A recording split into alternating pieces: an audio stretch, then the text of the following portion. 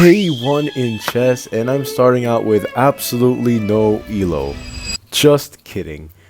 The default elo for some reason is set to 400, but just so you know, since I haven't played chess in my life, I'll start off with the easiest bot, which apparently is Martin with an elo of 250. Then I'll play against an actual player to test out my chess skills. If you're like me and want to level up in chess as well, just try chess out. Like, it's literally just chess.com. And of course, learn from my games as well, since you definitely don't want to make the same mistakes I make in future chess matches. And without any further delay, let's begin.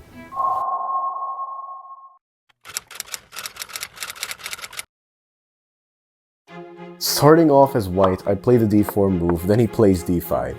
I play c4 to initiate a move called Queen's Gambit, a very powerful opening that not only threatens the black pawn on d5, but also allows my pawn to dominate the center with a c4 pawn. But since he decided to defend with a knight on f6, I decide to take. Then he takes with his queen. I threaten his queen with my knight on c3, then he retreats his queen. Afterwards, I move my pawn to f3 to block the movement of his knight on e4 and g4. After this position, he literally just gives his queen for free. And my rook now has a semi-open file. He moves his rook away, and finally I center my pawn to e4. Sure, this position doesn't look too good, at least for me, because I was honestly expecting something like this, or this. Anyway, I then pressure the knight on f6 with my bishop. He pushes his pawn, I defend my bishop with my queen, and he moves his king, which still surprises me until now since he basically removed his castling rights. I castle queenside, he pushes his pawn, threatening my d4 pawn. I move my bishop back for more control in the center. I push my pawn to f4, he takes, then I take. Afterwards, both of us basically just developed our pieces. Then he threatens my pawn on e4. I play bishop d3 to double the defense on my weak pawn. He moves away, then I force his knight to move away by pushing my pawn to e5. Afterwards, I now have a juicy position that looks like this. After this, he moves away. I just kept pushing my pawn. I was ready to trade bishops here. He takes, I take, he takes. Then I take his undefended knight, allowing me to fork both his pawns. So of course, I take. He pushes his pawn, then I still take. He moves his rook, then I push my pawn, threatening his other pawn on f7. He moves, I move my bishop to f4 to potentially take his rook. He saw my threat, but I just took with my knight since I have more pieces than him. Afterwards, he moves his rook to e7, then I take with a check. He takes, I move my queen to h6 to fork both his weak pawns. At this point, checkmate is imminent, and I can literally promote my pawn to a queen. I check him again with my pawn and he moves away. This time I start pushing my pawn for a promotion. He checked me, but I saw no threat, so I just moved away. I continued my push and he started pushing as well. I took his weak pawn, he moves his king away, then I check him with my pawn. Afterwards I sacrifice my rook, then he takes. I pushed my pawn to potentially have another queen, but then he saw the potential and prevented it by playing knight e6, preventing both my pawns to be promoted. He moves his king, then I move my rook to d6, effectively reducing the movement of his king. And then after this, he plays knight d8.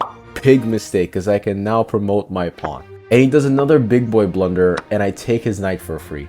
And after a few moves, it's already a mate. King a7, queen c8, and for the final blow, rook a6.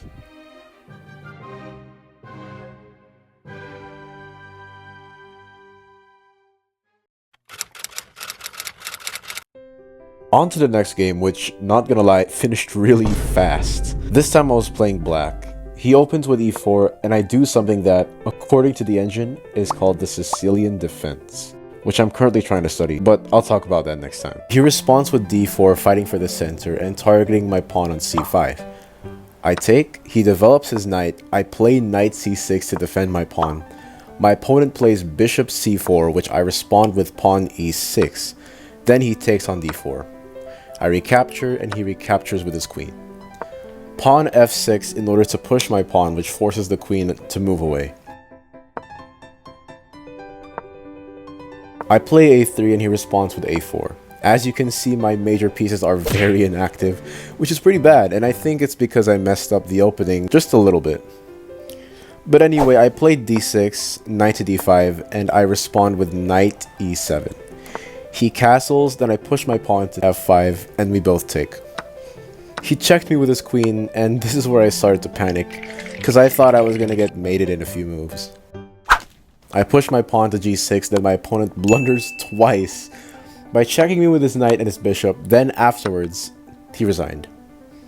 So what can we learn from here?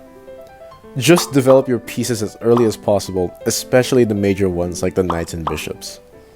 Fight for the center, and generally just play by chess principles. You don't necessarily have to be too aggressive, because you'll end up blundering. So it's a matter of just playing according to principle and having a plan.